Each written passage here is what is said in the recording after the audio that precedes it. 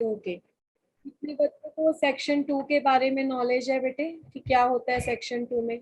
चलो सभी से ना काव्या डिस्कस करेगा। काव्या, सेक्शन 2 क्या होता है जेई के पेपर का, बताना जरा। सेक्शन 2 में 10 क्वेश्चन होते हैं जिनमें से कोई 5 करने होते हैं और इनमें ऑप्शंस नहीं होती, कोई न्यूमेरिकल आंसर। सेक्शन 2 में आपके पास न्यूमेरिकल आंसर टाइप जिसको एनएटी बोलते हैं वो क्वेश्चंस होते हैं।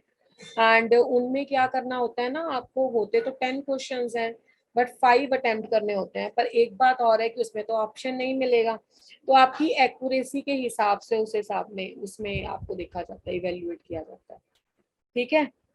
अच्छा काव्य, ये भी बताओ कि इसमें मार्किंग कैसे होती है, क्या है?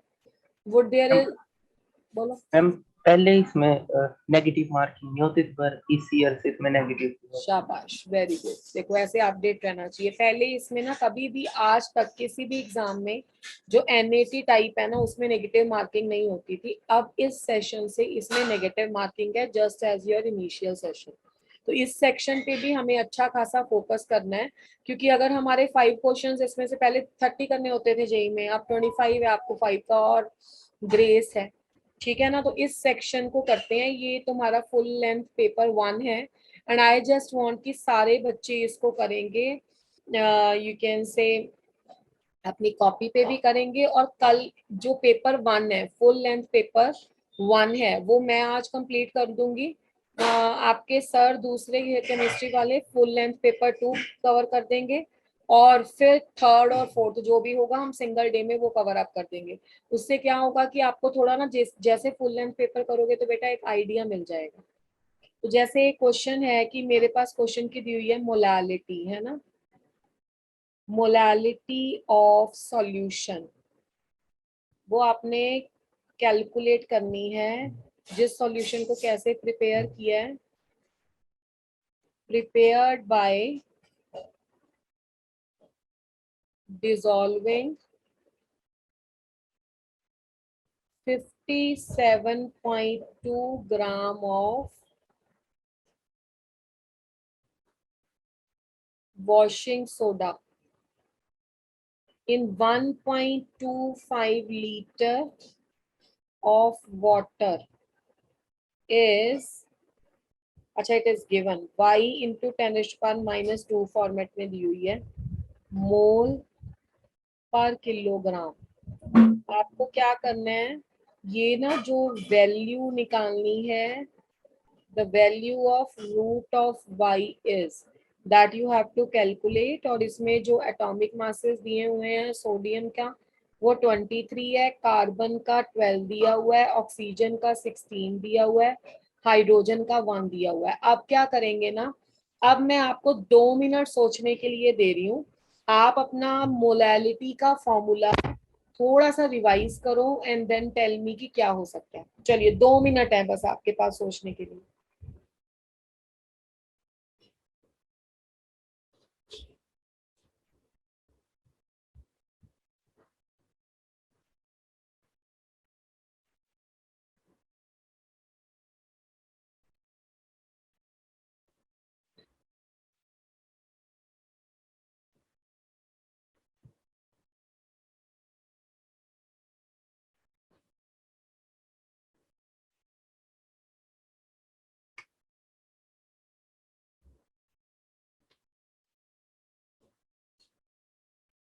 हाँ जी, कौन बताएगा मुझे इस क्वेश्चन का answer? Who is going to tell me क्या होता है, बताओ। चलो पहले तो मुझे बताओ कि वॉशिंग सोडा का फॉर्मूला क्या होता है। Na2CO3.10H2। Na2CO3.10 water. ठीक है। अच्छा जी, इसका मॉलिक्यूलर मास कैलकुलेट किया आप लोगों ने? What is the molecular weight? Molecular weight इसका आता है 286 ग्राम पर मोल। ओके। अब हमें कैलकुलेट क्या करना है, मोलालिटी। कौन मुझे बताएगा कि मोलालिटी का क्या फॉर्मूला होता है? Who is going to tell me the formula of molality? Number of moles upon total volume of solution. Number of moles upon volume तो नहीं होता, ये मोलालिटी है। Mass of solute. हाँ जी, मास लिख लो या वेट ऑफ द सॉल्वेंट लिख लो। अगर किलोग्राम में है तो कहानी यहीं पे हो जाएगी। अब नंबर ऑफ मोल्स कैसे निकालते हो आप क्वेश्चन में? Mass upon molar mass. हाँ, given mass by molar mass. Given mass question में मेंशन था 57.2। मोलर मास आप लोगों ने कैलकुलेट किया 286 upon weight of the solvent. Okay, who is going to tell me कि वेट ऑफ द सॉल्वेंट कैसे निकालेंगे? How will you calculate the weight of the solvent? Solvent क्या है अपना? H2O। H2O है ना। वॉशिंग सोडा का वॉल्यूम कितना दिया हुआ है इसका? 1.25। अब जब आपका सॉल्वेंट वाटर होता है, वैसे तो ये क्लास में डिस्कशन भी हो चुका है, पर स्पेशली मैं इसको ना येलो कलर से लिख देती हूँ कि फॉर द वाटर, अगर आपके पास डाटा इनसफिशिएंट हो तो डेंसिटी कितनी होती है वाटर की? 1 ग्राम पर क्यूबिक सेंटीमीटर। तो इफ द डेंसिटी इज 1 ग्राम पर क्यूबिक सेंटीमीटर, तो डेंसिटी का फॉर्मूला तो सब बच्चे जानते हैं, क्या होता है? मास पर यूनिट वॉल्यूम होता है। ठीक है, तो दिस इज इक्वल टू 1। तो that means mass is equal to volume. Is that clear और नॉट? अब वॉल्यूम कितना दिया हुआ था? 1.25 लीटर्स। ठीक है, this much is the volume given. अगर आप इसको ml में लोगे तो कितना आएगा बेटे? If you want to take in ml, 1250। 1250। ऐसे ले लोगे ना, मल्टीप्लाइड बाय 1000 कर लोगे। इतना तो मैथ्स जानते ही हो। 1250 ml हो गया ना, क्योंकि डेंसिटी ग्राम पर क्यूबिक सेंटीमीटर क्यूब होती है और सेंटीमीटर क्यूब मतलब ml होता है। तो आपको वॉल्यूम को ml में कन्वर्ट करना है, तो 1250 ml हो गया। तो अगर आपका वॉल्यूम 1250 ml है तो आप उसके कॉरेस्पॉन्डिंग मास क्या लिख सकते हो? 1250 ग्राम्स। और ये चीज सिर्फ वाटर के लिए एप्लीकेबल है। जब भी आपके पास वाटर का क्वेश्चन आए और डाटा इनसफिशिएंट आपको दिखाई दे, तो वेट ऑफ द सॉल्वेंट को आप वॉल्यूम के बराबर रख लो, पर ध्यान दे देना कि डेंसिटी 1 ग्राम पर सीसी होती है, तो इसलिए हमें वॉल्यूम के यूनिट ml में लेने हैं। इज दैट क्लियर बेटा? यहाँ तक सबको क्लियर हो गया? Yes, तो ma'am। 1250 यहाँ पे लगा देंगे। When you will go for the calculation of this thing, this comes out to be 0.16। पर 0.16 से ना हमारा काम नहीं चलेगा, हमें इसको इस फॉर्मेट में लिखना है। तो क्या दिक्कत है? इसको 16 इंटू 10⁻⁻² लिख दो। बाकी मोलालिटी का यूनिट आपको पता ही है, मोल पर किलोग्राम लिखा ही हुआ है इसमें। ठीक है, तो 16 इंटू 10⁻² हो गया। और ये जो 16 इंटू 10⁻² तुमने आंसर निकाला है, ये किसके बराबर है? This is equal to y into 10⁻⁻²। तो दिस implies y की वैल्यू 16 आ गई, पर क्वेश्चन में वो और स्मार्ट प्ले कर रहा है, रूट ऑफ y पूछ रहा है, तो रूट ऑफ y की वैल्यू कितनी आ जाएगी? 4 आ जाएगी। Isn't it? Yes ma'am. Yes, ma'am। तो ऐसे क्वेश्चन में देखो, जब आपका न्यूमेरिकल आंसर टाइप क्वेश्चन आए, मुझे लगता नहीं है कि ये क्वेश्चन जेई लेवल का था। इस क्वेश्चन में कुछ ट्विस्ट नहीं था, बस जिसको छोटी सी बात पता है, क्या वॉशिंग सोडा का फॉर्मूला, और दूसरी बात पता है कि डेंसिटी से कन्वर्जन वॉल्यूम की मास की फॉर्म में कैसे करनी है, उसके लिए कुछ भी नहीं था। इतना मैथ्स तो तुम जानते ही हो, जो आंसर आया उसको y के बराबर रखो, रूट ऑफ y। अच्छा, अब मुझे बताओ, जिन 20 के अप्रोक्सीमेट स्टूडेंट्स ने हैंड रेस किया था, कि तो वो वाले बच्चों में से कितने स्टूडेंट है जिन्होंने इसका आंसर सही निकाला है? How many students have done it correctly? Who is going to tell me? 2 बच्चों का आंसर सही था। अभी 3 पार्टिसिपेंट्स हो गए, 4 पार्टिसिपेंट्स। चलो, 4 बच्चों ने आंसर सही किया, तो इसका मतलब है बाकी बच्चों ने पेपर दिया पर उनका ये वाला क्वेश्चन सही नहीं है।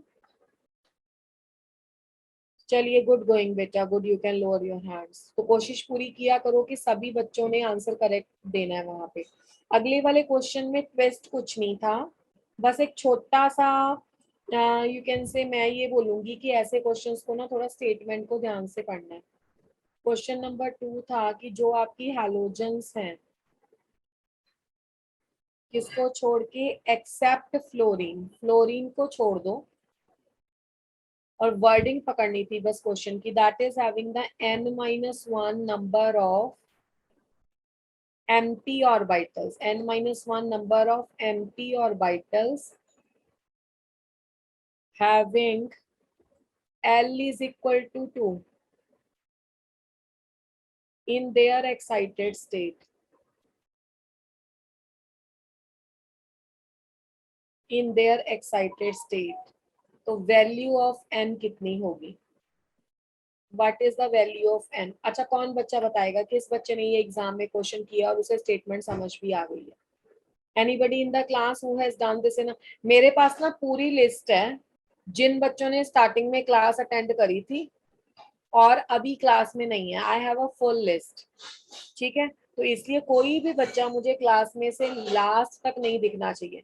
बेटा हम लोग इतना एफर्ट कर रहे हैं और तुम लोग अपनी मन मर्जी चला रहे हो कि हम अपनी मर्जी से क्लास में आ रहे हैं, मर्जी से क्लास। देखिए पेपर ना तुम लोगों ने देना है, ठीक है? तो इसलिए फुल एफर्ट देना पड़ेगा तुम्हें। ये मत सोचो कि टीचर वहां पे बताएगी कि हाँ ये फॉर्मूला लगा ले बेटा।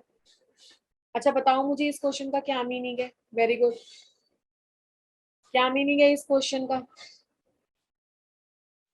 Halogens except fluorine have the n-1 number of the empty orbital। ये except fluorine लिखने का मतलब क्या है?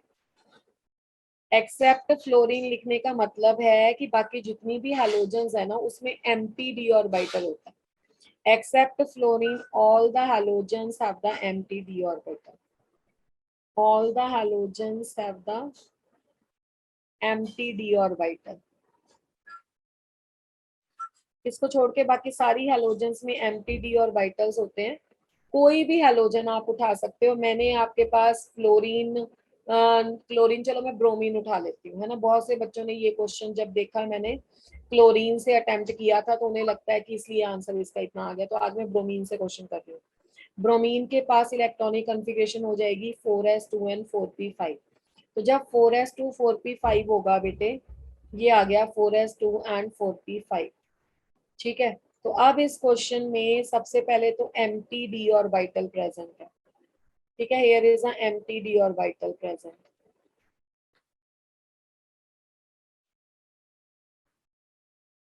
अब ये है ग्राउंड स्टेट। सबसे पहले इसमें आएगी first excited state. First excited state में ये इलेक्ट्रॉन यहाँ पे आ जाएगा। तो जब ये इलेक्ट्रॉन, सीधा लिख दूं ना, इतना तो पता ही है फर्स्ट एक्साइटेड स्टेट क्या होगी। तो जब फर्स्ट एक्साइटेड स्टेट आई तो आपका ये इलेक्ट्रॉन यहाँ पे शिफ्ट हो गया, तो यहाँ पे मैंने लगा दिया। सेकेंड एक्साइटेड स्टेट आएगी तो ये वाला इलेक्ट्रॉन भी हट जाएगा। थर्ड एक्साइटेड स्टेट आएगी तो ये वाला इलेक्ट्रॉन भी हट जाएगा। तो 3 इलेक्ट्रॉन आपके यहाँ पे आ गए। यस और नो? इतना समझ में आ गया था कि कैसे मैं तीनों एक्साइटेड स्टेट ले रही हूँ? बहुत सीधी सी बात है। जो पेयर्ड इलेक्ट्रॉन्स होते हैं वो रिपल्शन फेस करते हैं और जो अनपेयर्ड इलेक्ट्रॉन है वो थोड़े से स्टेबल हैं, डीजनरेट ऑर्बिटल्स में कैसे भी मूव कर सकते हैं, ठीक है? तो एक्सेप्ट द फ्लोरीन, बाकी सभी के केस में एम्प्टी डी होगा और तीनों इलेक्ट्रॉन्स आपके एक्साइट हो जाएंगे। अब पहला तो ये समझ में आ गया कि वो एम्प्टी डी के बारे में बोल रहा है। अब बोल रहा है n-1 number of empty orbitals having L is equal to 2 their excited state. कोई भी एक्साइटेड स्टेट का उसने नाम नहीं लिया है, हमने अपनी तरफ से मैक्सिमम जितनी एक्साइटेड स्टेट हो सकती है वो ले लिया। अब आप L इज इक्वल टू 2 से क्या समझते हो? L is equal d to, orbital. हाँ, L इज इक्वल टू 2 का मतलब होता है कि वो D 4D सब शेल की बात करे, या मुझे बोलना चाहिए D की बात कर रहा है। 4 5 कुछ भी हो सकता है, ठीक है? वो किसकी बात कर रहा है? D सब शेल की बात कर रहा है। तो अगर D सब शेल की बात कर रहा है तो इसमें कितने एम्प्टी ऑर्बिटल हैं? 2 एम्प्टी ऑर्बिटल हैं। उसने बोला है L इज इक्वल टू 2 में n-1 एम्प्टी ऑर्बिटल है। तो ये जो n-1 एम्प्टी ऑर्बिटल है इसको हमने 2 के बराबर रख लिया क्योंकि 2 एम्प्टी ऑर्बिटल है। तो n की वैल्यू कितनी आ जाएगी? 3 आ जाएगी। अगर ये मैं क्वेश्चन तो मैं क्लोरीन से करवाती ना, तुम बोलते ma'am chlorine is 3s2 3p 3 हो गया और 3d 3 हो गया, तो क्लोरीन के केस में तो वैसे ही 3 आ गया। तो उसने कोई भी हैलोजन बोला है तो आप इसको प्रिंसिपल क्वांटम नंबर मान के वैसे मत चलना। आप इसको ये समझो कि कोई भी हैलोजन जिसमें फ्लोरीन नहीं है तो इसका मतलब है एम्प्टी डी ऑर्बिटल होना चाहिए। एम्प्टी डी ऑर्बिटल में उसने कोई प्रेफर्ड एक्साइटेड स्टेट नहीं लिखी है, तो आपको मैक्सिमम जितनी एक्साइटेड स्टेट दे सकते हो आपने दे देनी है। वो एक्साइटेशन के बाद जितने अनपेड इलेक्ट्रॉन बचते हैं, सॉरी एम्प्टी ऑर्बिटल बचते हैं, उसकी वैल्यू उसके क्वेश्चन में n-1 दे रखी है। वो हर क्वेश्चन में, चाहे तुम क्लोरीन लोगे, चाहे ब्रोमीन लोगे, आयोडीन लोगे, कुछ भी लोगे, एक्सेप्ट फ्लोरीन, वो आंसर आपका 3 ही आएगा। n is equal to 3। ठीक है, इसमें ये नहीं है कि ये प्रिंसिपल क्वांटम नंबर 3 है। अगर ये प्रिंसिपल क्वांटम नंबर 3 होता तो फिर 3s 3p 3d ना होता, क्लोरीन वाला केस होता। इज दैट क्लियर और not? Yes, ma'am. Yes, ma'am. कितने बच्चों का ये क्वेश्चन सही है सेकंड वाला? एक भी बच्चे का नहीं? हाँ चलो कोई बात नहीं, आगे से ध्यान देना है। थर्ड क्वेश्चन तो बहुत ही आसान था, मुझे नहीं लगता कि किसी बच्चे को कोई प्रॉब्लम होनी चाहिए इसमें। थर्ड क्वेश्चन में बोल रहा है कि according to following figure the magnitude of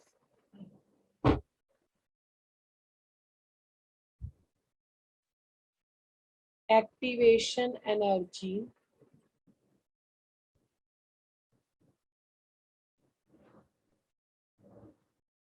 of given reaction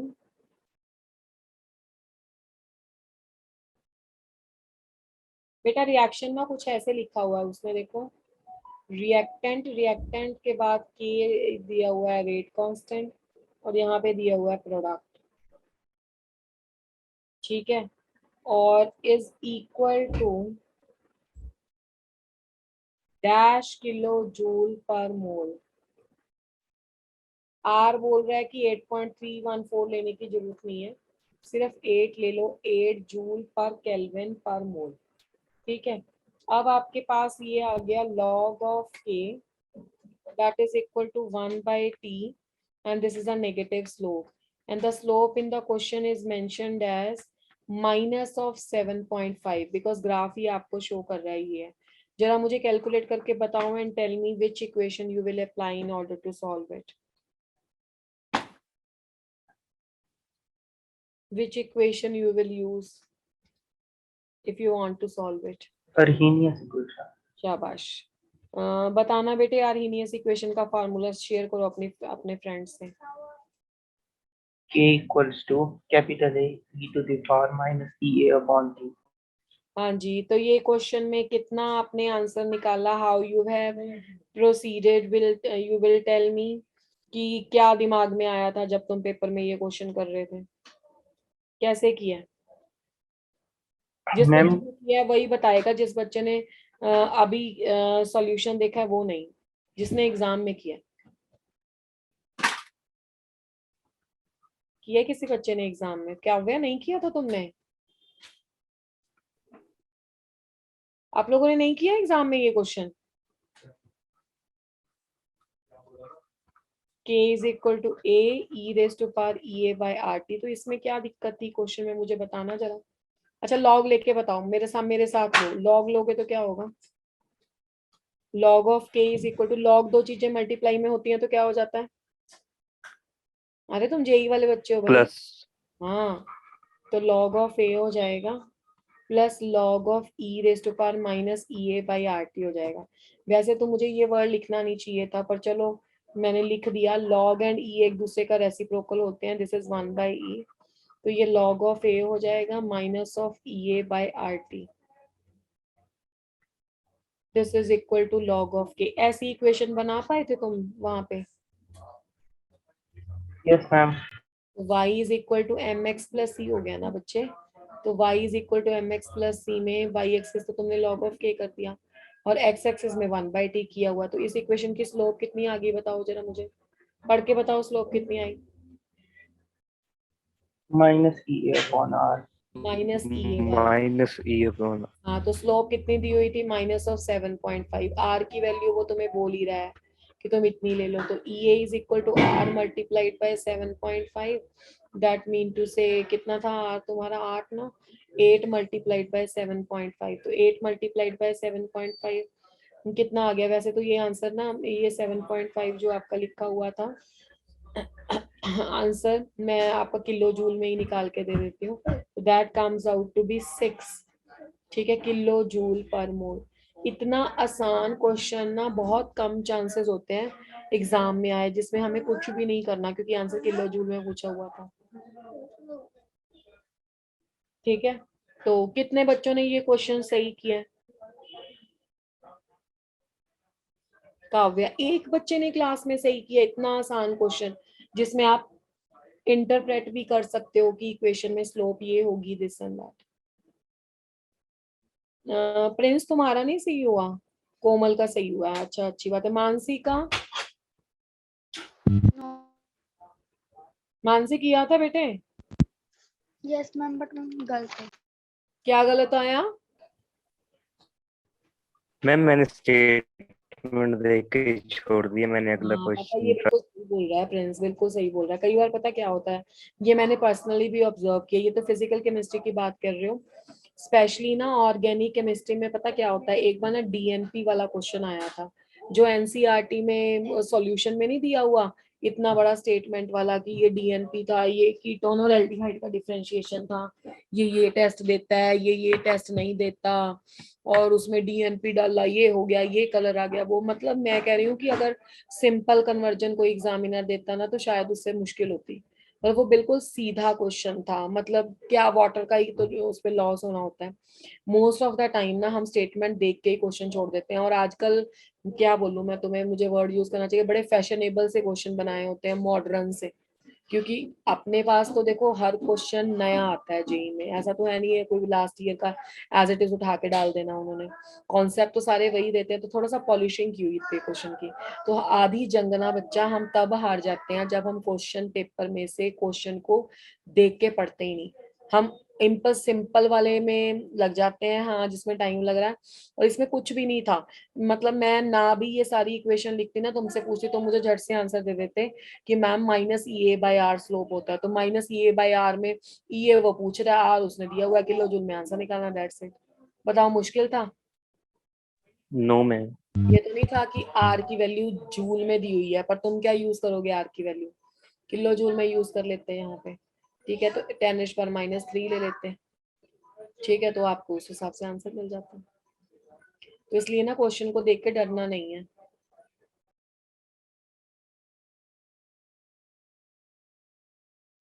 चलो एनी हाउ, अब इसमें डीमोटिवेट होने वाली बात नहीं है। क्वेश्चन नंबर 4 में ना देखो एक इक्वेशन दी हुई है उसने, जैसे वो बोल रहा है कि A4B3 है, और ये कोई स्पेरिंगली सॉल्युबल सॉल्ट है। इसमें ना हल्का सा ट्विस्ट पता क्या था, मैंने ना तुम्हें एक बात बताई हुई है, चलो मैं इस क्वेश्चन को करवाते ही बताती हूँ। ये स्पेरिंगली सॉल्युबल सॉल्ट है, अच्छा मुझे बताना जरा स्पेरिंगली सॉल्युबल सॉल्ट क्या होते हैं। मानसी बताएगी, मानसी स्पेरिंगली सॉल्युबल सॉल्ट बताओ क्या होते हैं। मानसी, अब तुम चौक को घोलोगे पानी के ग्लास में तो क्या चौक घुल जाएगा बेटे? नहीं घुलेगा, वो क्या होगा, वो ग्लास में नीचे बैठ जाएगा, मतलब कोई बात नहीं। I have seen the 2 students just left, this is what you are saying कि मैम डिस्कशन करवाइए पेपर का, है ना, बिकॉज यू पीपल आर, ये मैं तो मैं अपने लिए कर रही हूँ, शायद मेरा पेपर है ना। तो होता क्या है बेसिकली A4B3 जब आपके पास सॉल्ट है ना स्पेरिंगली सॉल्युबल, तो स्पेरिंगली सॉल्युबल सॉल्ट का मतलब है कि इसके प्रेसिपिटेट बन जाते हैं, तो there is a establishment of the equilibrium, किस किस में इक्विलिब्रियम एस्टेब्लिश हो जाता है, अनआयोनाइज्ड सॉल्ट में, और इसके जो आयंस बनते हैं उसमें, तो ये बन जाएगा 4A प्लस 3C4 नेगेटिव, पहले तो इस तरीके से टूट जाएगा। अब जब तो टाइम t0 था तब ये सारा का सारा था, और ये दोनों टाइम थे, जब टाइम t आ गया मतलब ये प्लीज आप थोड़ा सा म्यूट पे रहो, कुछ एस पोर्शन या आपके सॉल्यूशन में इसको एस नॉट मेंशन किया हुआ है, मैंने वही एस नॉट लिख दिया, नहीं तो एस डैश करती हूँ मैं मोस्टली, ठीक है, तो एस नॉट बन गया, और ये बन गया तुम्हारा 4S एंड 3S। अब होता क्या है ना, ये स्पेरिंगली सॉल्युबल सॉल्ट है, तो बेटा जितने भी स्पेरिंगली सॉल्युबल सॉल्ट होते हैं ना, जितने भी स्पेरिंगली सॉल्युबल सॉल्ट होते हैं, याद रखना इस बात को, वो हमेशा एक इक्विलिब्रियम एस्टेब्लिश कर लेते हैं, और उसकी सॉल्युबिलिटी इतनी कम होती है कि 1 - S0 हमेशा 1 के बराबर ही आएगा। अब यहाँ पे ये S0 क्या है, S0 है सॉल्युबिलिटी, पर ये सिंपल सॉल्युबिलिटी नहीं है।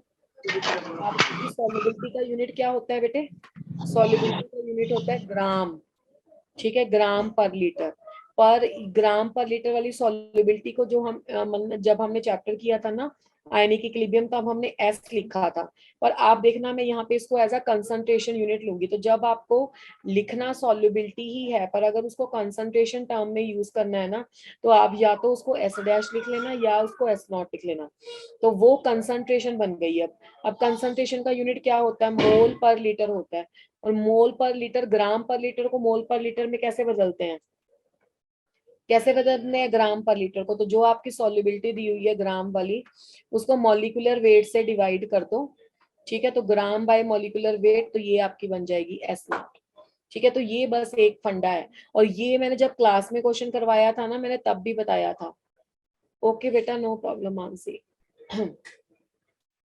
तब भी बताया था कि ऐसा करना है। तो यहाँ पे अगर आपको इसको कंसंट्रेशन टर्म में पुट करना है, तो या तो आप इसको एस डैश लिख लेना या इसको एस नॉट लिख लेना। और जब आप एस नॉट लिखते हो तो वो मोल पर लीटर में हो जाता है।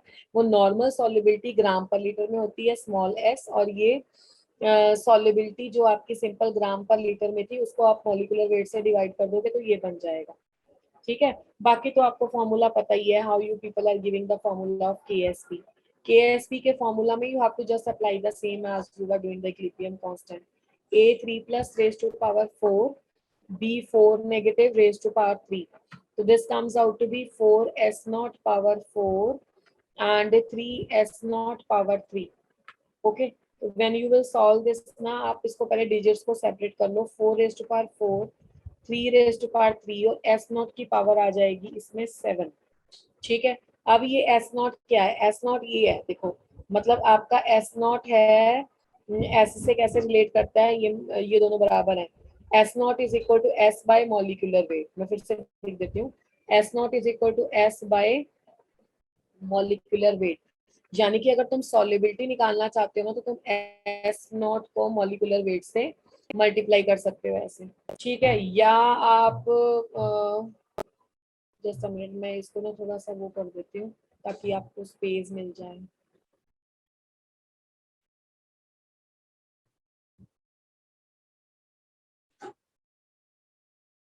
ठीक है, दोनों के यूनिट हमने लिख दिए हैं कि जो आपकी सॉल्युबिलिटी होगी वो ग्राम पर लीटर में होगी और सॉल्युबिलिटी मोल पर लीटर में होगी। तो अब मोल पर लीटर वाली आपको पता है, तो इसको ग्राम पर लीटर में कन्वर्ट करना है, तो ये आ जाएगा 4⁴, 3⁴ एस बाय एम नॉट, तो पावर 7 आ जाएगी। अब इसमें ना कुछ उसने एक्स वाई जेड करके दिए हुए थे, जैसे 4 की पावर एक्स, 3 की पावर वाई। ठीक है, तो एक्स की वैल्यू आ गई 4, वाई की वैल्यू आ गई 3, जेड उसमें बोला हुआ है कि वो एक्स प्लस वाई है, तो जेड की वैल्यू आ गई 7। ठीक है, तो अब उसने क्वेश्चन में पूछा हुआ है क्या, क्वेश्चन में उसने पूछा हुआ है कि X plus Y by Z की वैल्यू निकाल दो आप। तो वो तो बहुत इजी है बच्चा, 4 + 3/7, तो आपका आंसर आ गया 1। Isn't it? ऐसे किया था आपने पेपर में, या इस बात पे कंफ्यूज हो गए थे कि मोल पर लीटर वाला क्या होता है और ग्राम पर लीटर वाला क्या होता है? मैं फिर से रिपीट कर देती हूँ, जो हमने नोट्स में किया है ना, वो वहां पे ग्राम पर लीटर वाला होता है।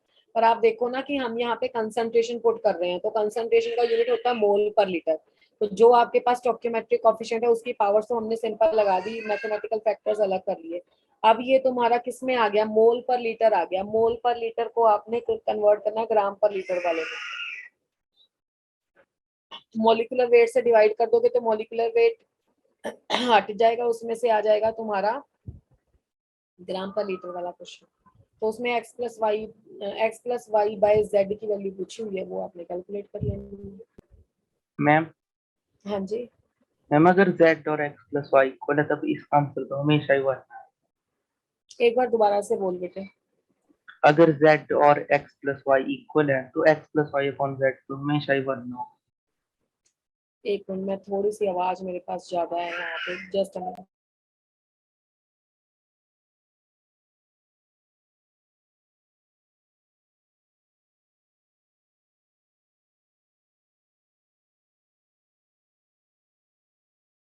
अब बोलो काव्या, वो फैन की आवाज थी, सुन नहीं रहा था। मैम अगर z और x प्लस वाई इक्वल है, तो x plus Y upon z तो हमेशा ही 1 है। हाँ हाँ, ठीक है, वो भी ठीक है। 1 निकाल के आए थे तुम पेपर में?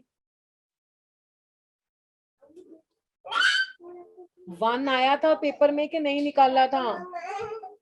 मैम ये वाला नहीं किया। अच्छा चलो कोई बात नहीं। एक्चुअली में क्या होता है ना, जब हम लोग डर जाते हैं ना क्वेश्चन को देख के, फिर प्रॉब्लम आती है यहाँ पे। डरना नहीं है, जब आप इन चीजों की प्रैक्टिस कर लोगे तो फिर तो ये कुछ भी नहीं लगेंगी आपको।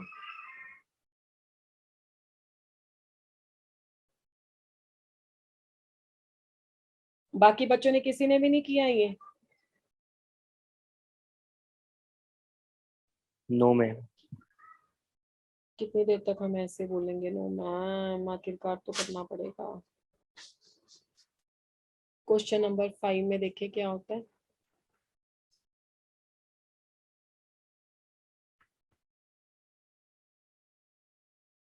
अच्छा मुझे जरा एक बात बताओ कि अगर तुम्हें टेम्परेचर कोफिशिएंट क्या होता है, पहले तो ये बताओ।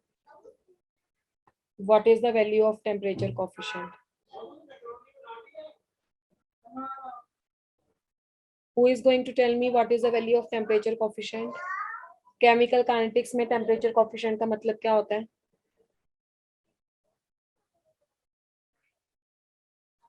अच्छा, रेट ऑफ रिएक्शन को टेम्परेचर के साथ कोई फर्क पड़ता है कि नहीं पड़ता? जैसे जैसे हम टेम्परेचर बढ़ाते हैं तो रेट ऑफ रिएक्शन बढ़ जाता है।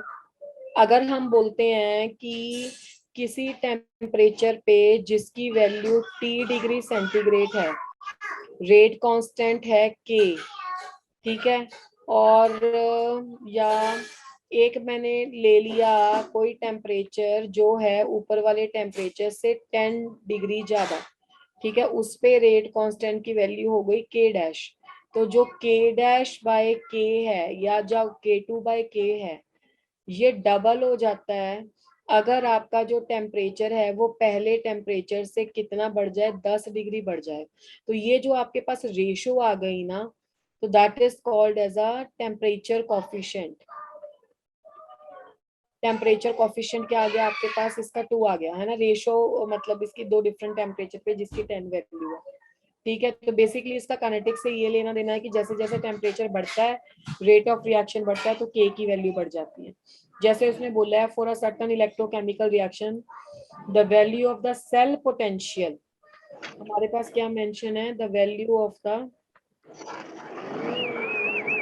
Cell potential at 25 degree centigrade and 27 degree centigrade are 0.52 and 0.51 volt, ठीक है। 0.52 और 0.51 वोल्ट दी हुई है, तो डिफरेंट डिफरेंट टेम्परेचर पे value. If the temperature coefficient is, इसमें मैं आपको एक जनरल आंसर भी बताती हूँ। If the temperature coefficient is please be on mute, छोटे बच्चे थोड़ा हो तुम। If the temperature coefficient of the cell potential is -x, ठीक है, then value of 1000 into x, ठीक है, ये क्वेश्चन है। अब इस क्वेश्चन में आप लोगों ने क्या किया when you solved it in an exam? Have you solved this in an exam बेटा? सॉल्व किया था? बच्चे ने इस क्वेश्चन को सॉल्व किया था कि नहीं किया था भाई? किया था तो बहुत अच्छी बात है, नहीं किया था तो आप सीख लीजिए क्या होता है। बेसिकली क्या होता है, जो आपका टेम्परेचर कोफिशिएंट है, टेम्परेचर कोफिशिएंट की वैल्यू जब ईएमएफ के केस में बोली होती है ना, अब इसने बोला सिंपल टेम्परेचर कोफिशिएंट होता तो मैंने साथ में लिख दिया, दो टेम्परेचर के 10 डिग्री चेंज होने से कितना चेंज होता है, that is measured in the terms of the temperature coefficient. But अगर वो बोल रहा है ना temperature coefficient with respect to EMF, तो इसका मतलब change in EMF by change in temperature कितना है। अब change in EMF by change in temperature calculate करने के लिए पहली बात तो चेंज इन ईएमएफ कितनी है। Okay, what is the value of the change in the EMF?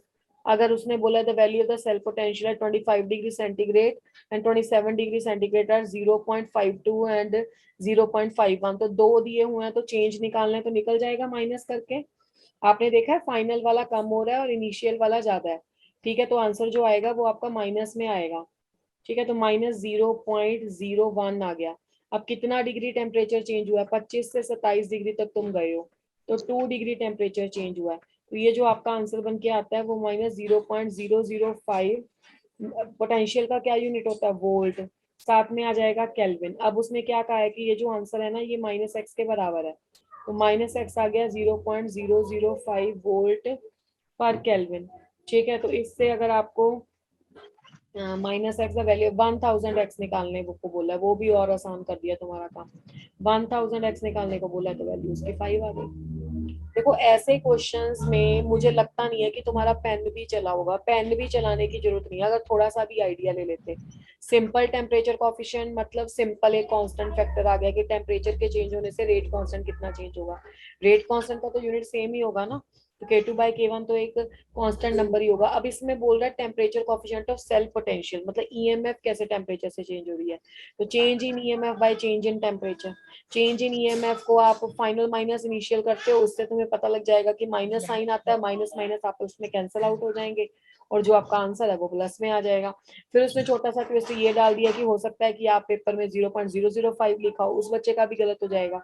उसने क्वेश्चन में पूछ लिया कि आपके पास 1000x है, क्या हो बताओ क्या होगा, तो 1000x में पॉइंट हट गया। वैसे इस क्वेश्चन में तो मेरे ख्याल से पेन भी नहीं चलता, इतना आसान था, झट से सॉल्व हो जाता। सिक्स वाला क्वेश्चन आपका वैसे तो ना मैं ये क्वेश्चन मैं ये प्रेफर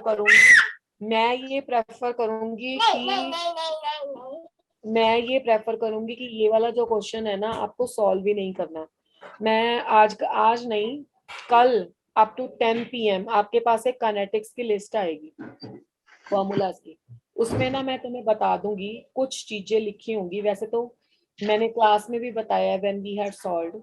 जो आपका जीरो ऑर्डर काइनेटिक्स है ना, ये एक्स्ट्रा नॉलेज है, क्वेश्चन के साथ रिलेटेड नहीं है, इस क्वेश्चन को सॉल्व ही नहीं करना था। जो जीरो ऑर्डर काइनेटिक्स होता है ना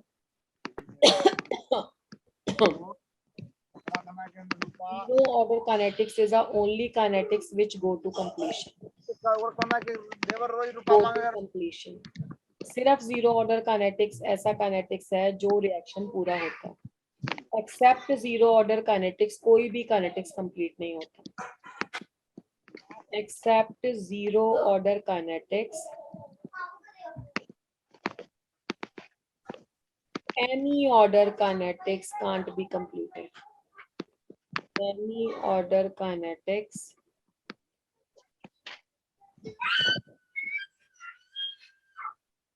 cannot be completed, कोई भी ऑर्डर का काइनेटिक्स कंप्लीट नहीं होता, ठीक है।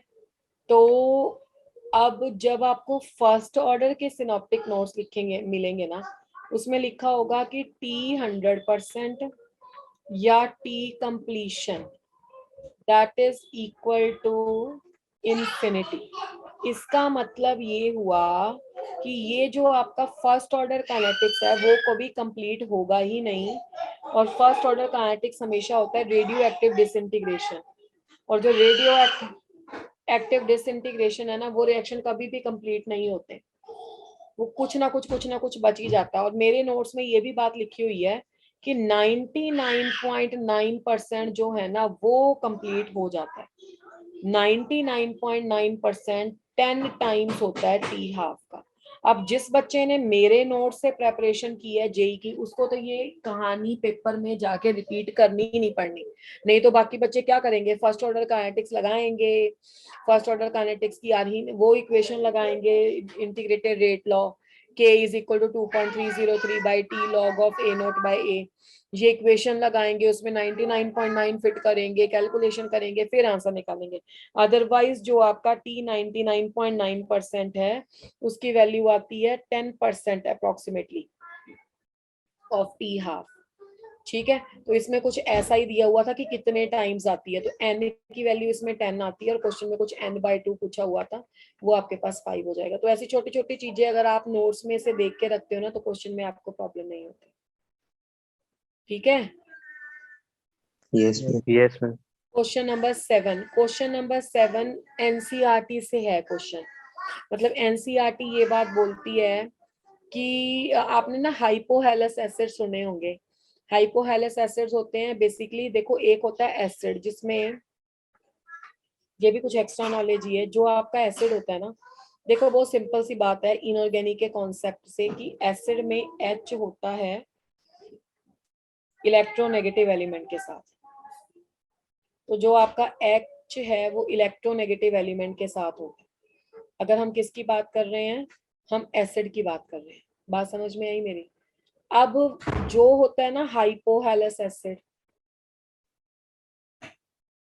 हाइपोहेलस एसिड वो वाला एसिड होता है जिसमें HOX होता है। मतलब आपका जो हैलोजन है या जो भी आपका इलेक्ट्रोनेगेटिव एलिमेंट है, वो इलेक्ट्रोनेगेटिव एलिमेंट डायरेक्टली हाइड्रोजन के साथ अटैच नहीं होता, वो थ्रू ऑक्सीजन हाइड्रोजन के साथ अटैच होता है। ठीक है, तो इसको बोलते हैं हाइपोहेलस एसिड। अब क्वेश्चन में उसने पूछा हुआ था कि कौन सा ऐसा है जिसमें आपके पास हेलिक 3 एसिड बनता है। ठीक है, अब एक हमारे पास एसिड होता है HClO2। अब ये पड़ा हुआ है जिसने, बहुत अच्छी बात है। ठीक है, अब इसकी जरा ऑक्सीडेशन स्टेट देखना क्लोरीन की। हाइड्रोजन की ऑक्सीडेशन स्टेट +1 होती है, ऑक्सीजन की ऑक्सीडेशन स्टेट -2 होती है। तो -2 × 2 हो गया -4। तो यहाँ पे हो गया आपका आंसर +3। तो +3 ऑक्सीडेशन स्टेट आ गई इसकी। अब होता क्या है ना कि जो क्लोरीन है वो ही ये वाला यू कैन से HClO2 बनाता है, वो इसको स्टेबलाइज कर जाता है। बाकी जो है बड़े बड़े हैलोजन वो इसको स्टेबलाइज नहीं कर पाते, Br है चाहे I है। तो जिस बच्चे ने तो टेबल पढ़ा हुआ है, एनसीईआरटी में टेबल बना हुआ है कि जिस पे नहीं बनता उस पे वो नहीं बनाता या डैश लगा देता, और जो बनते हैं वो बताया हुआ है। तो उसने पूछा हुआ है कि कौन बनाता है ऐसे। तो दिस इज आंसर की +3 ऑक्सीडेशन स्टेट वाला, इसका नाम है क्लोरस एसिड। क्लोरीन बनाता है, chlorous acid that is formed by the chlorine. Question number 8 में क्या था? क्वेश्चन नंबर 8 एक स्ट्रक्चर था जिसमें, अच्छा ये किया था हाइड्रोजन बॉन्डिंग वाला। Have you done question number 8? अरे यस नो तो बोलोगे कि नहीं? क्वेश्चन क्या था? क्वेश्चन ऐसा था कि निकल के साथ ना कुछ ऐसे कॉम्प्लेक्स के बारे में बात की हुई थी, ऐसे ऐसे ऐसे ऐसे ऐसे मतलब जो 1,3 ब्यूटाडाइइन है उसके साथ मिथाइल ग्रुप लगे हुए हैं। ठीक है, अब ये डाइअमीन है, ऐसे कर दिया इसको आगे। ठीक है, ऐसे ये एक स्ट्रक्चर इधर बनी हुई है।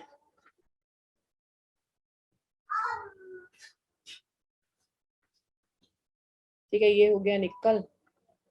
अब उसके साथ मॉलिक्यूल्स ऑफ, जैसे N के साथ OH लगाया हुआ था इसने, और इधर वाले N के साथ OH लगाया हुआ था, ये स्ट्रक्चर थी। ठीक है, बनाई हुई। इस स्ट्रक्चर में उसने पूछा हुआ है कि कितने हैं, हाइड्रोजन बॉन्डिंग कितनी होगी। तो देखो जब ये मॉलिक्यूल को हम निकल के अराउंड अटैच करते हैं ना, तो देखो निकल पहली बार तो चिलेट बनाता है। ठीक है, ऐसे ये चिलेट बनाएगा, और उसके बाद एक का OH आप ऊपर रख दोगे, एक का नीचे रख दोगे, और निकल नाइट्रोजन जो है वो इलेक्ट्रोनेगेटिव एलिमेंट है, तो यहाँ पे 2 जगह पे हाइड्रोजन बॉन्डिंग हो जाएगी। तो 2 हाइड्रोजन बॉन्ड यहाँ पे फॉर्म होते हैं। That was a question. Molecule के देख को देख के इसको सॉल्व करना था।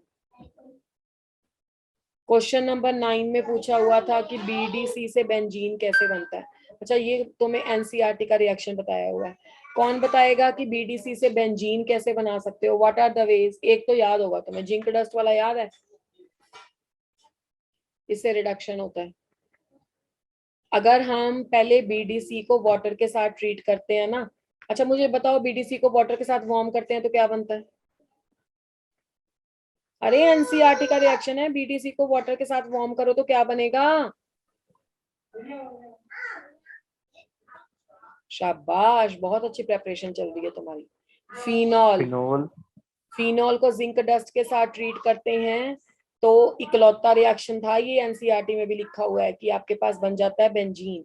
तो एक तो ये वे आउट है, दूसरा है BDC से वीक एसिड डाल दो, H3PO2, तब भी पहले आपके पास ये बन जाएगा, या आप लिख सकते हो सीधा बेंजीन बन जाएगा।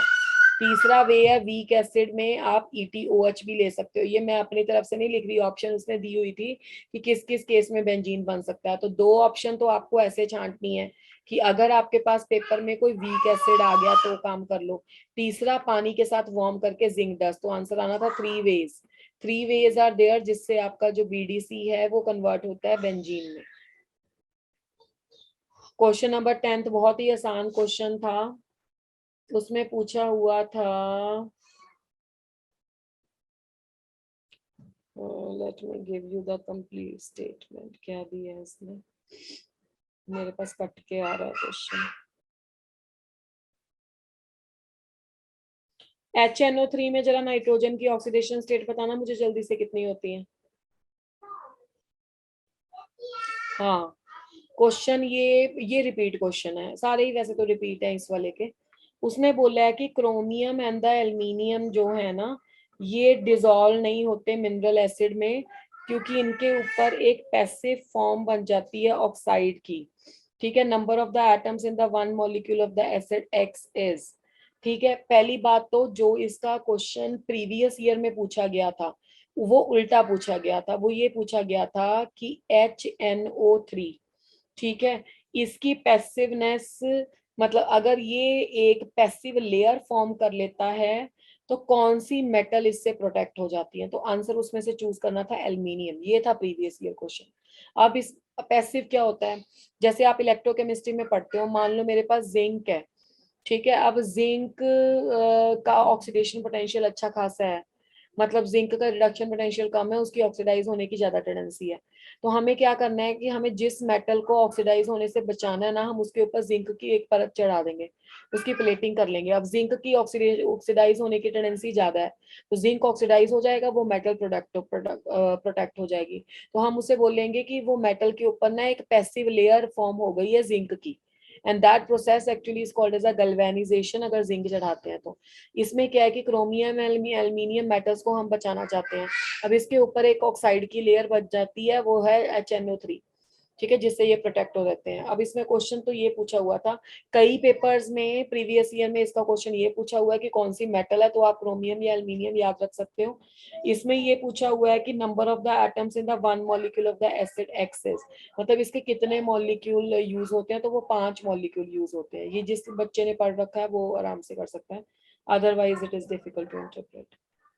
So this is how the 10 question goes. Is that clear? Clear हुआ कैसे ये 10 क्वेश्चन थे बेटा? Yes Yes. Ma'am. Yes ma'am. मैं बस सिर्फ यही चाहती हूँ, देखो तुम मेरी बात मान लो, अगर तुम लोगों ने जितने फुल टेस्ट पेपर दे लिए, जितने तुम्हारे पास पेपर आते हैं उनको अच्छे से रिवाइज कर लिया, फॉर्मूलाज की लिस्ट पढ़ लिया, चैप्टर तुमने जितने कर सकते हो उतने कर लिए हैं, this is the only way out. Class के साथ चलना बहुत इंपॉर्टेंट है।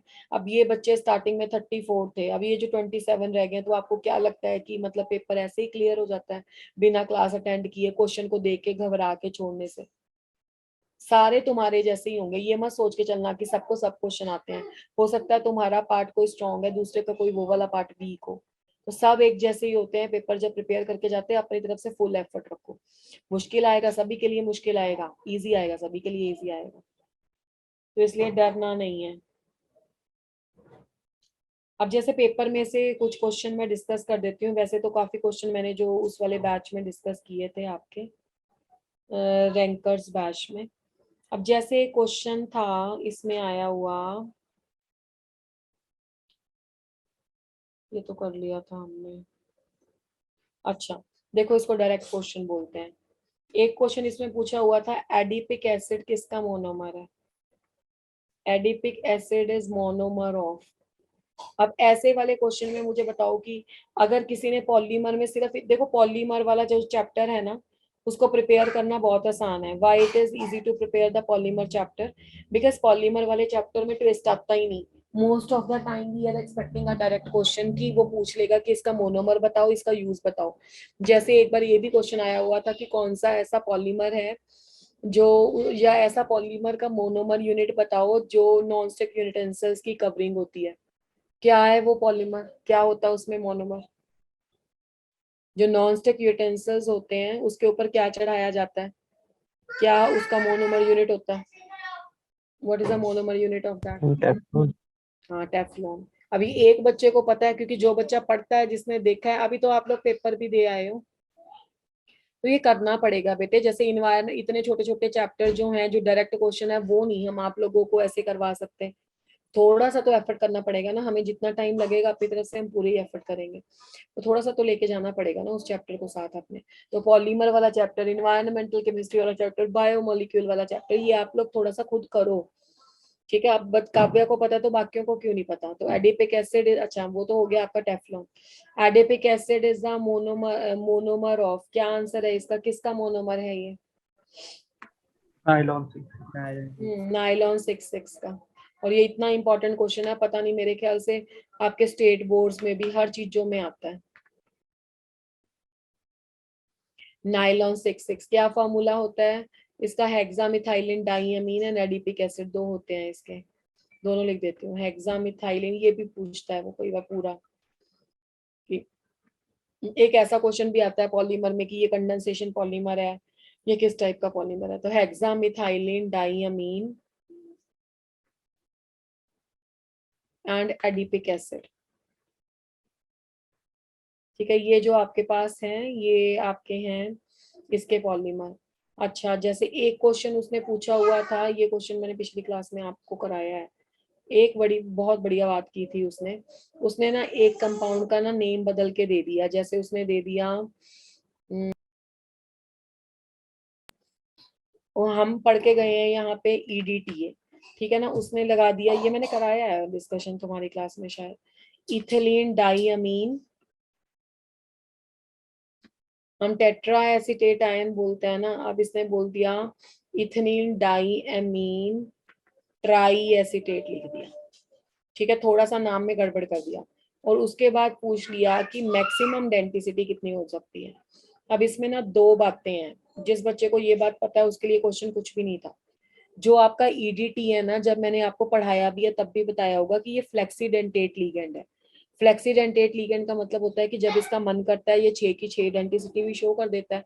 जब इसका मन करता है तो कई बार ऐसा भी होता है कि ये डेंटिसिटी जो आपकी है कम भी शो करता है। तो ये उसी पे बेस्ड क्वेश्चन है कि इथिलीन डाइअमीन ट्राई एसिटेट में, पहले तो इथिलीन लिख लो, CH2 डाइअमीन में 2 नाइट्रोजन एटम हो गए,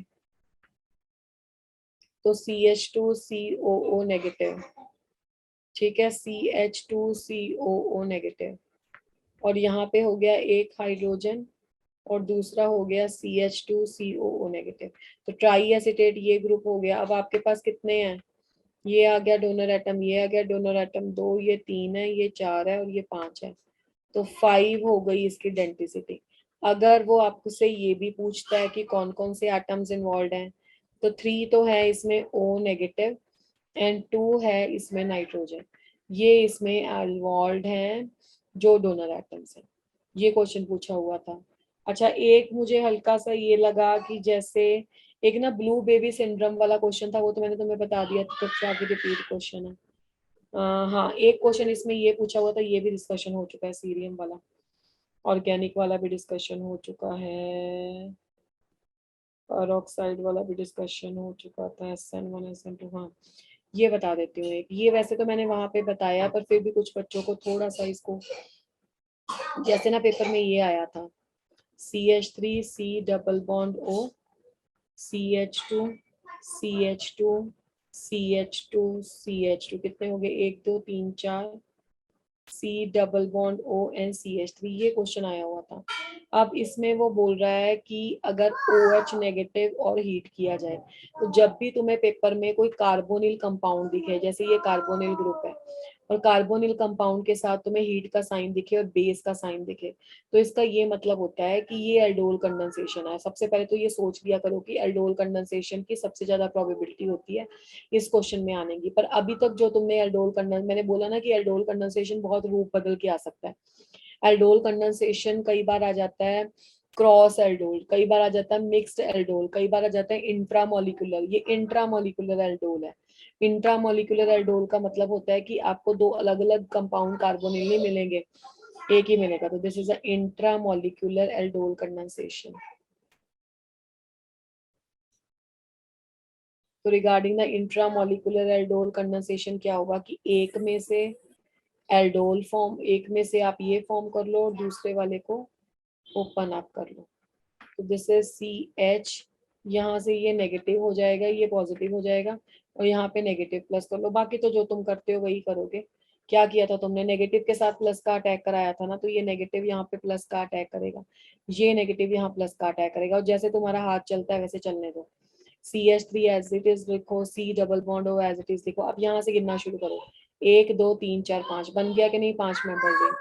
तो ऐसे 5 मेंबर रिंग आपने फॉर्म कर लेना है, ठीक है, जिसके एक कार्बन पे ये था। अब इसके साथ साथ चलते चलो, ये तुम्हारा CH था, फिर उसके बाद CH2 था, फिर या फिर इधर को चल पड़ते हैं, C डबल बॉन्ड हो, CH था, CH2 था, CH2 था, ठीक है, CH2 था, फिर उसके साथ क्या लगा हुआ है, what is being attached to it, C double bond O, CH3 था जिसमें COH बन गया, ठीक है, एंड यहाँ पे लग गया आपका OH, C था, OH लग गया, और इसके साथ ही CH3 लग गया। बाकी तो तुम इतना तुम्हें पता ही है कि अच्छा ये ऐसे नहीं लगेगा, देखो CH3 उधर है,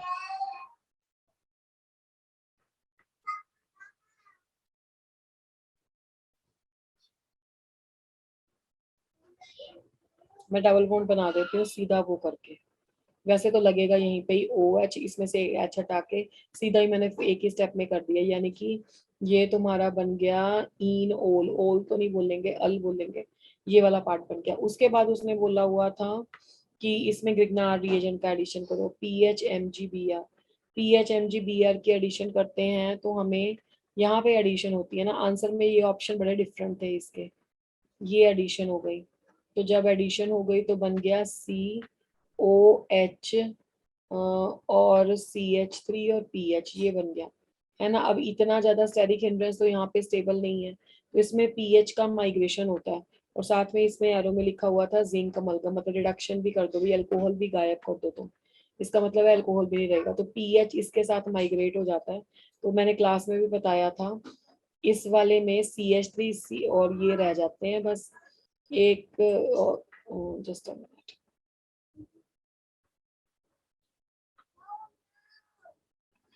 तो जब आपके पास इसका प्रोडक्ट बनता है, एक PH लगा दो, एक CH3 लगा दो, और ये वाला ग्रुप ऐसे आ जाता है। तो ये बस इसका थोड़ा सा रीअरेंजमेंट प्रोडक्ट है, ये उस दिन भी हमने क्लास में डिस्कशन किया था। और तो मुझे कोई ऐसा क्वेश्चन नहीं लिखता, जैसे एक क्वेश्चन था वो भी थोड़ा सा लर्न करने वाला था, अगर आप लोगों ने किया हुआ थोड़ा बहुत तो कर सकते हो, नहीं तो नहीं। ये क्वेश्चन नंबर था 8, वो बोलता था कि गुड क्वालिटी सीमेंट कौन सा होता है, जो आपके पास गुड क्वालिटी सीमेंट है, what is that. Good quality cement में सिलिका की अमाउंट ज्यादा होनी चाहिए एल्यूमिना से, ठीक है, 2.5 से 4 गुना होनी चाहिए, ये 2.5 से लेके 4 टाइम्स, ठीक है। या जिस बच्चे को सिर्फ इतना भी पता है कि सिलिका ज्यादा होना चाहिए, उससे भी काम चल जाएगा, ठीक है। बाकी एक क्वेश्चन सीरियम वाला था इसमें, वो भी बड़ा मतलब एक्सपेक्टेड क्वेश्चन है, जब भी DNF पढ़ते हैं तो सबसे पहली बात ऐसी आती है कि सीरियम ऐसा है जो +4 भी देता है। सीरियम एक्चुअली में F ब्लॉक का एलिमेंट है, इससे पहले लेंथेनम F ब्लॉक का एलिमेंट नहीं होता। इसमें क्या आता है, नोबल गैस आ गई जीनन, 4F1 5D1 एंड 6S1, ये कन्फिग्रेशन होती, 6S2 ये कन्फिग्रेशन होती है। अब आप देखो ना, +4 कर देगा जब ये, तो जीनन हो जाएगा, तो ये भी स्टेबल है। अगर ये सीरियम +3 कर देगा तो 2 इलेक्ट्रॉन यहाँ से, 1 इलेक्ट्रॉन यहाँ से, तो जीनोन के साथ 4F1 हो जाएगा। अगर ये आपका प्लस एम्प्टी हो जाएगा और 1 इलेक्ट्रॉन हो जाएगा, तो ये स्टेबल कॉन्फ़िगरेशन है, ठीक है। और सीरियम बहुत बहुत इंपॉर्टेंट है इस पॉइंट ऑफ व्यू से कि वो +4 ऑक्सीडेशन स्टेट शो करता है। बाकी एक लैंगम्यूर वाला था, वो मैंने लास्ट क्लास में करवा दिया था आपको, एक सिंपल कॉलिगेटिव प्रॉपर्टी का क्वेश्चन था, एक थोड़ा जनरल नॉलेज बेस्ड क्वेश्चन था। ये जिस बच्चे ने तो केमिकल बॉन्डिंग के मेरे नोट्स पढ़े हैं वो बच्चा तो बड़े आराम से कर लेगा। क्वेश्चन था MnO4 नेगेटिव के बारे में।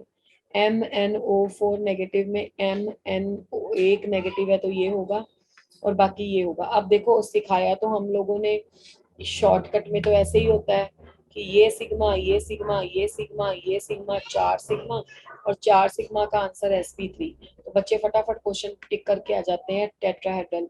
पर ये पूरी सच्चाई नहीं है। मैग्नीज की ऑक्सीडेशन स्टेट इसमें +7 है, तो +7 ऑक्सीडेशन स्टेट है, तो ये D0S0 होगा। तो जब D0S0 होगा तो S लोअर एनर्जी का हो गया और उसके बाद D आ गया। तो आप हमेशा लाइफ में एक बात याद रखना, ठीक है, जब आपके पास पॉसिबिलिटी है तो एक S और 3 D। कौन कौन सा S तो एक ही होता है, DXY, DYZ एंड DZX। ये 3 S के साथ मिलके SD3 हाइब्रिडाइजेशन बनाते हैं। तो SD3 और D3S और sp3, इन सभी से आंसर आपके क्या आते हैं, टेट्राहेड्रल आते हैं।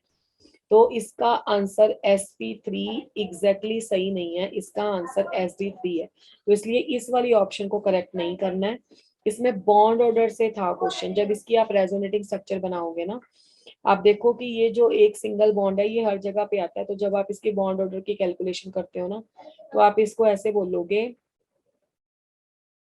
कि एक बॉन्ड तो सिंगल है, बाकी ये आप कैलकुलेट करके देख लेना 1.75 आएगा। कैलकुलेट कैसे करना है, सिंगल बॉन्ड को यहाँ लगा दो, यहाँ लगा दो, यहाँ लगा दो, यहाँ लगा दो, total number of bonds divided by total number of resonating structure. तो कई बार क्या होता है ना, हम sp3 देख के वहीं पे ही टिक लगा देते हैं, आगे ऑप्शंस को पढ़ते ही नहीं है। तो दिस इज रियली बैड, ये बड़ा प्रॉब्लम क्रिएट होता है। ठीक है, इज दैट क्लियर बेटा? Yes ma'am. Yes, I ma'am. Have tried at my level best कि मुझे जितना भी आसपास का लगता है वो बता के तुमसे मैं डिस्कशन करके पेपर 1 कर दूं। पेपर 1 आपका कंप्लीट हो गया। पेपर 2 के 15 क्वेश्चन हिमांशु सर ने करा दिए हैं। बाकी के जो आपके रह गए हैं क्वेश्चन, वो बाकी के 15 क्वेश्चन वो करवा देंगे नेक्स्ट क्लास में। मैं 3rd पेपर स्टार्ट करूंगी। आप लोगों के पास एक लिस्ट आया होगा, बिकॉज मेरी काफी देर से आपके साथ कम क्लासेस हो रही हैं due to this change in schedule of the test. तो आप लोगों का जो एक स्केड्यूल आया है रिवीजन का, तो आई रिक्वेस्ट यू ऑल कि जो जो आपके पास रिवीजन का स्केड्यूल आया है उसके हिसाब से चैप्टर्स को आप एक बार पढ़ के आइए। हम उसको डिस्कस करेंगे और अलॉन्ग विद आपके पेपर्स के क्वेश्चन भी डिस्कस करेंगे।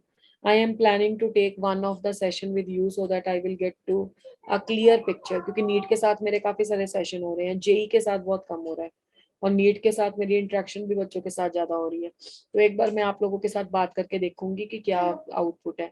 बाकी जो आपको 3 चैप्टर्स के फॉर्मूला कल रात को 10 बजे तक पहुंच जाएंगे। अब इसके बाद जो भी किसी बच्चे को केमिस्ट्री में पर्सनल प्रॉब्लम है, मैं बार बार कहती हूँ, when I will come in a class आप लोग मेरे साथ डिस्कस कर सकते हो, कोई इसमें टेंशन वाली बात नहीं है। तो अब आपने टेस्ट जरूर देने हैं बेटा, इज दैट क्लियर और not? Yes ma'am. Yes, ma'am. Well, all the best. See you in the next class, and I will meet you soon for discussion. Thank you, thank ma'am. You ma'am. Thank you ma'am. Thank you, ma'am. Okay, ji, take care.